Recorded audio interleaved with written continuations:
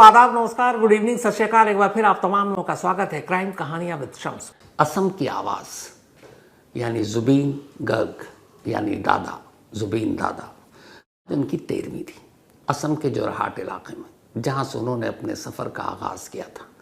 और जोरहाट के ही cricket stadium में 13वीं की रस्म अदायगी हुई। चाहने वाले उनके जो बड़ी तादाद में जिस तरह अंतिम सफ़र में शामिल हुए, अंतिम सफ़र की भीड़ लिम्का बुक ऑफ रिकॉर्ड में दर्ज हुई, उसी तरीके से जोरहाट में देखने को मिला।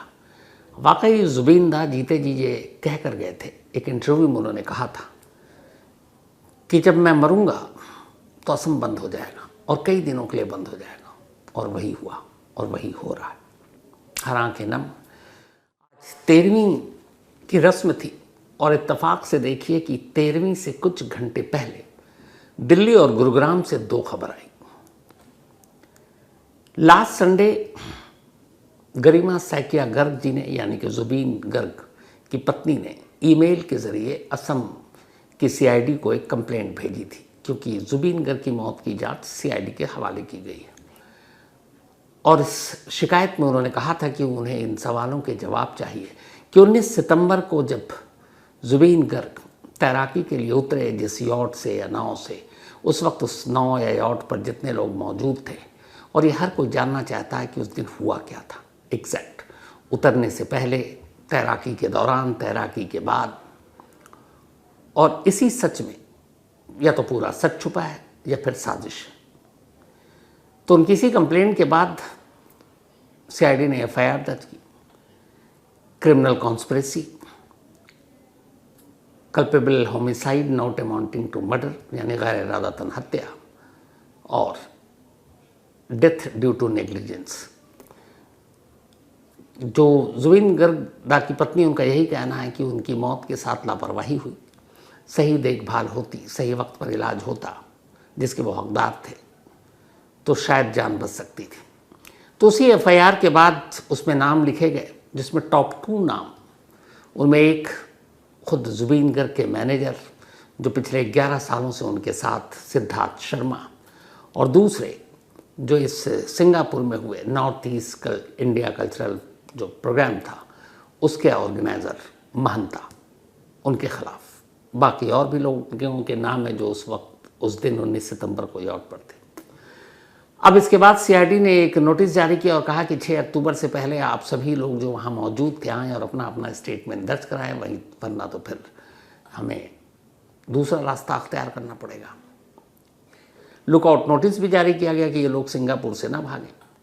लेकिन लुकआउट नोटिस जारी करने के दौरान मुझे लगता है नहीं कि इन लोगों को पता भी था, या सीआईडी, असम पुलिस को या उनके सीएम को, कि यहाँ कहाँ, कम से कम एक के बारे में। कल रात यानी कि ट्यूसडे की देर रात अचानक खबर मिली कि जो ऑर्गेनाइज़र हैं इसके, जुबीन गर्ग जिस शो में शामिल होने के लिए गए थे, श्याम कानू महंता, वो दिल्ली एयरपोर्ट पर लैंड करने वाले।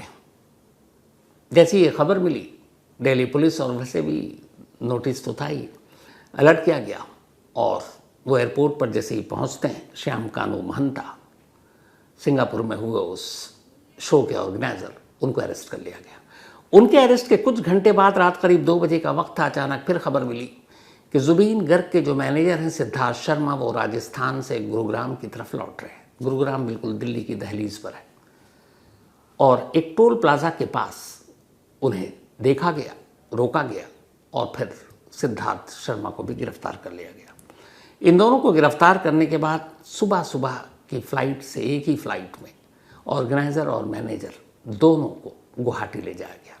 गुवाहाटी ले जाने के बाद इन दोनों को वहाँ की कोर्ट में पेश किया गया, और उस पेशी के दौरान सीआईडी ने बताया कि हम जुबीन गर्ग की मौत की जांच कर रहे हैं।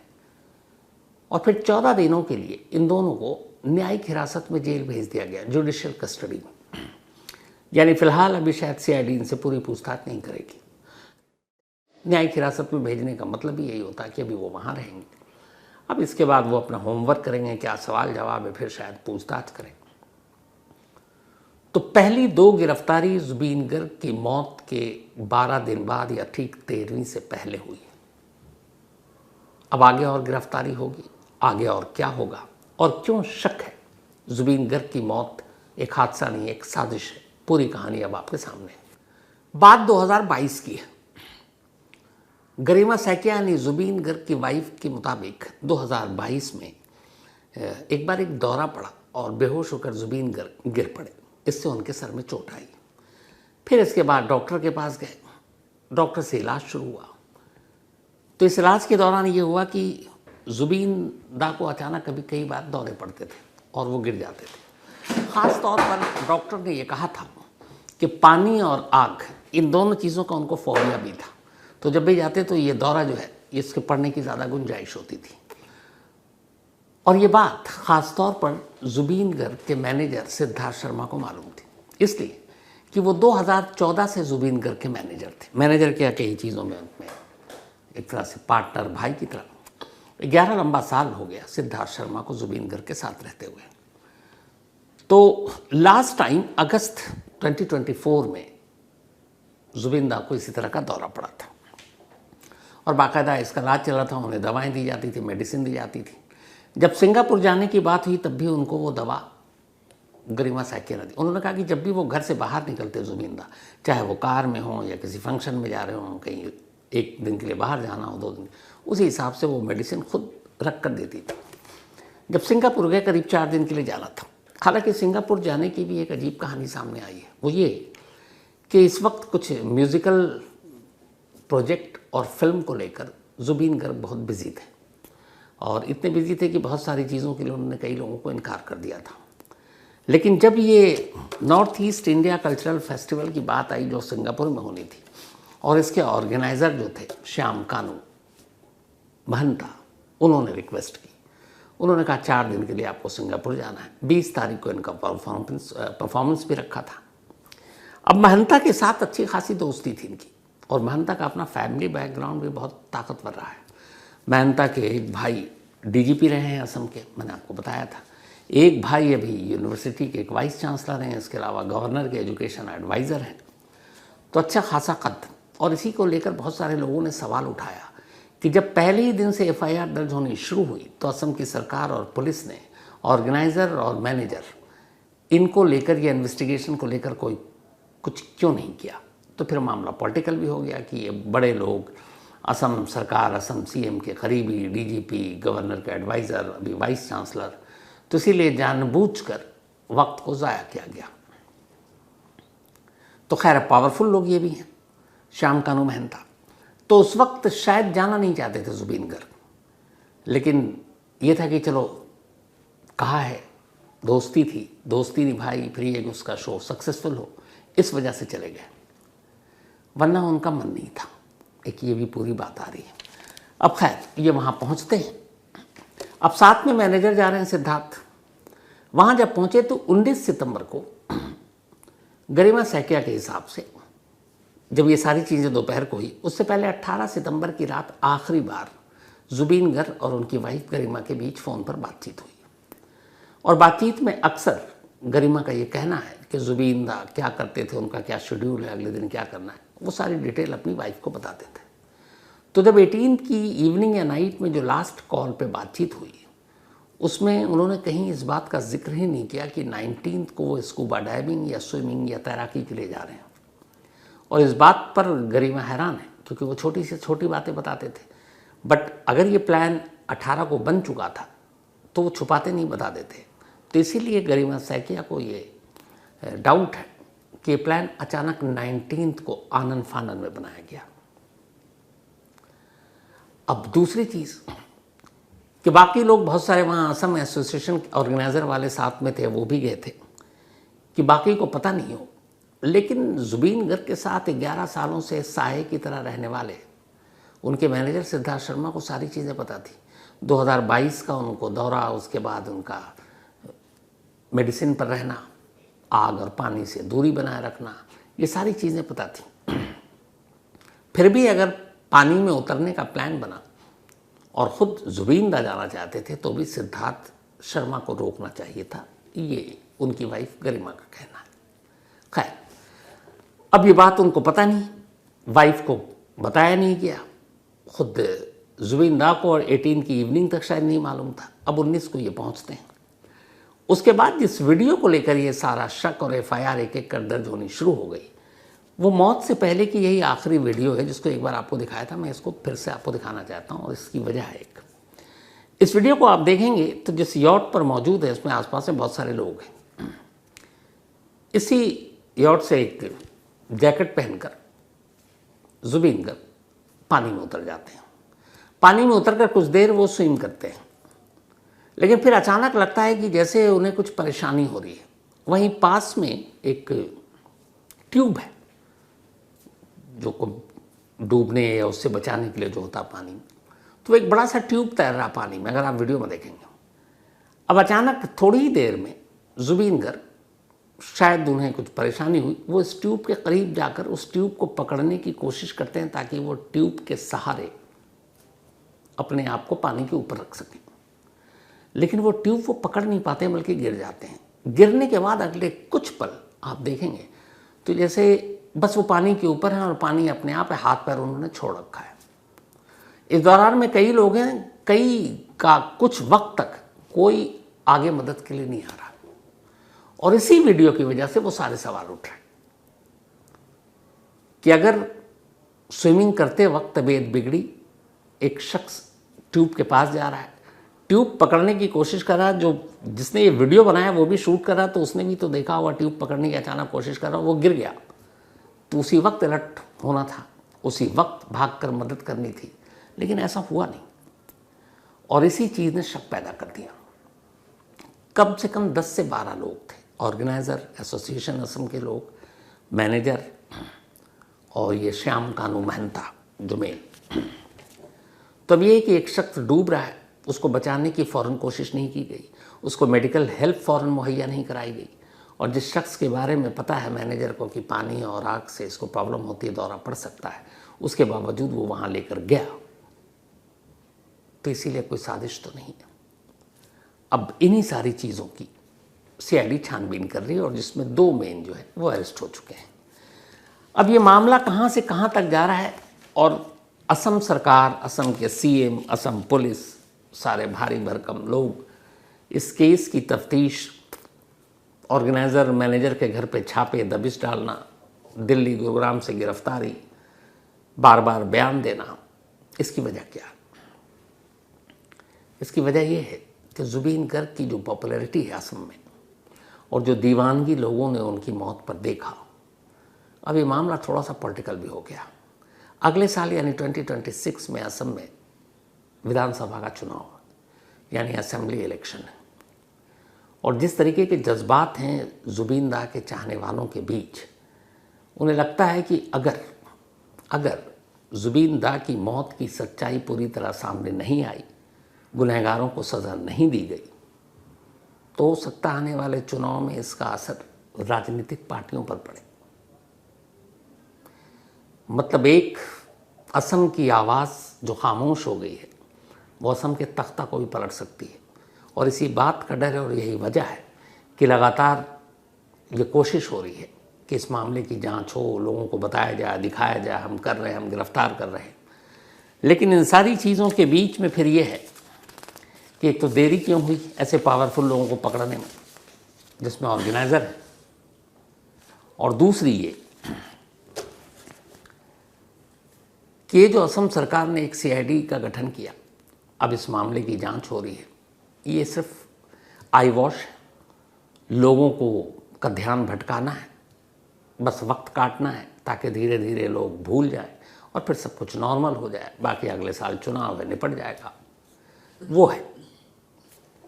ये इसलिए मैं आपसे कह रहा हूँ कि असम सरकार के कहने पर CID ने एक 10 सदस्यीय टीम, 10 मेंबर टीम बनाई है, स्पेशल इन्वेस्टिगेशन टीम, जो इस मामले की जांच कर रही है।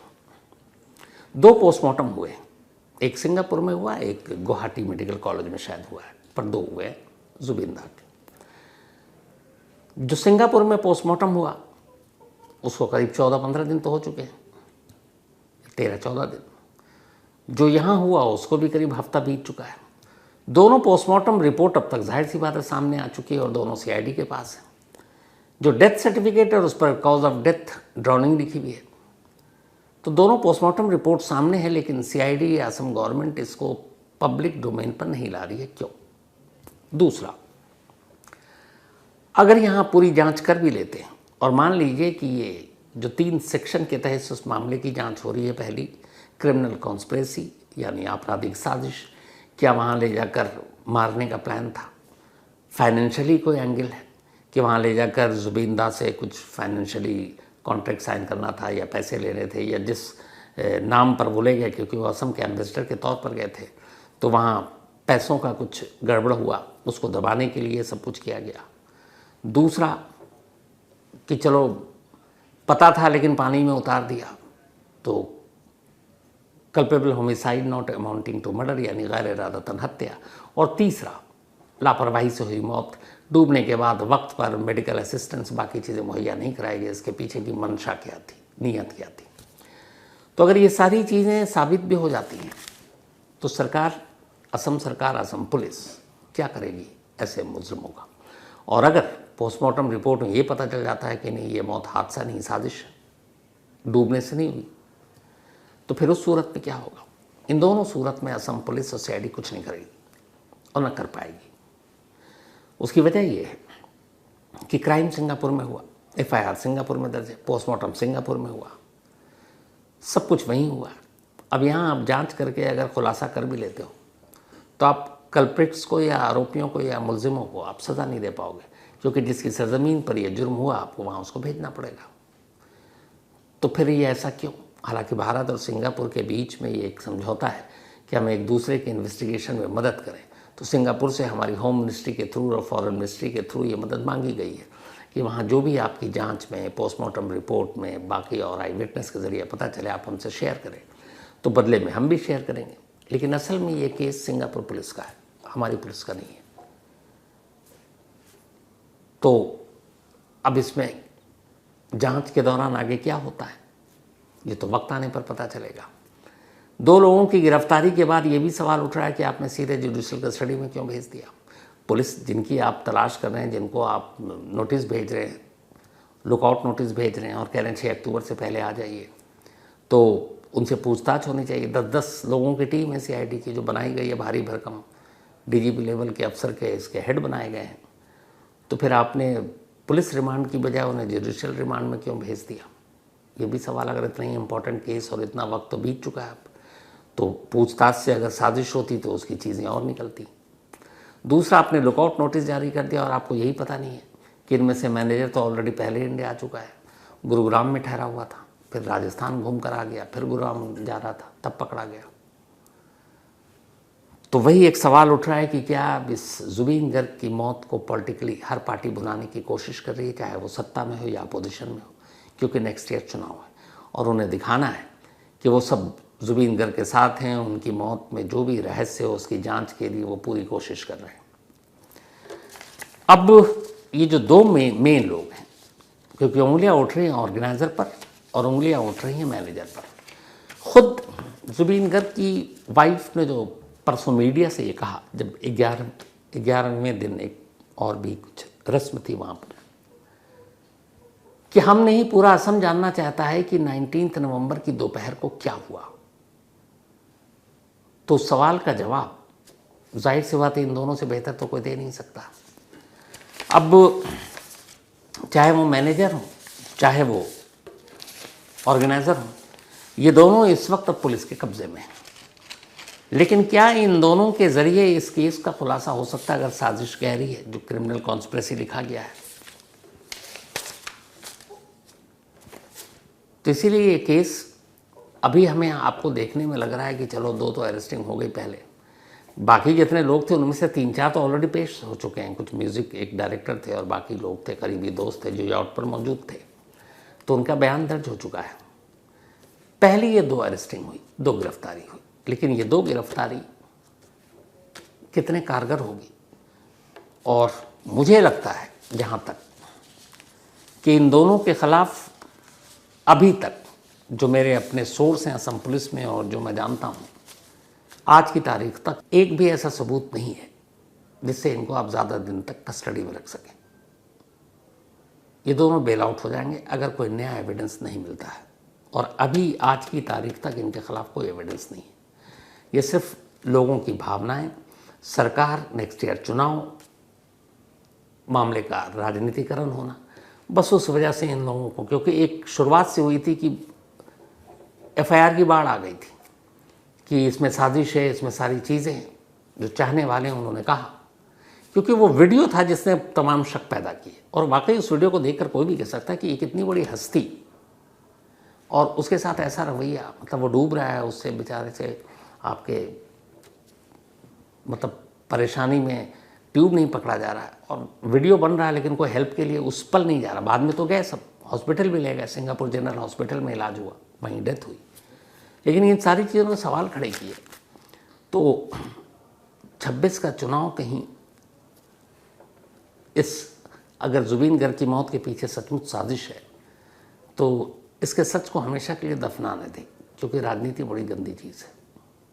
उम्मीद यही है कि जो सच वो सामने आए, और इसी उम्मीद और दुआ के साथ फिलहाल कहानी में इतना ही, और जैसे ही इसमें कोई अपडेट होगा मैं आपको ज़रूर बताऊंगा।